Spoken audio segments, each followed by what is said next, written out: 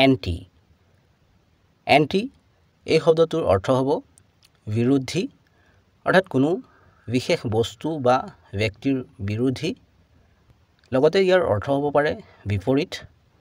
অৰ্থাৎ কোনো বিশেষ বস্তু বা ব্যক্তিৰ বিপৰীত অহা দুটা বাক্যৰ সহায়ত আৰু বেছি ভালকৈ বুজি লওঁ She is known for her anti-establishment views. তাই প্ৰতিষ্ঠান বিৰোধী মতামতৰ বাবে পৰিচিত The Indian government banned the organization in 2019 under the Unlawful Activities Prevention Act for anti-India activities. Bharat বিৰোধী কাৰ্যকলাপৰ বাবে ভাৰত চৰকাৰে 2019 চনত অবৈধ কাৰ্যকলাপ প্ৰতিৰোধ আইনৰ অধীনত সংগঠনটোক নিষিদ্ধ কৰিছিল চেনেলটো সাবস্ক্ৰাইব কৰি ল'বা কাৰণ এনে ধৰণৰ ভিডিঅ'বোৰ ইয়াতে পাই থাকিবা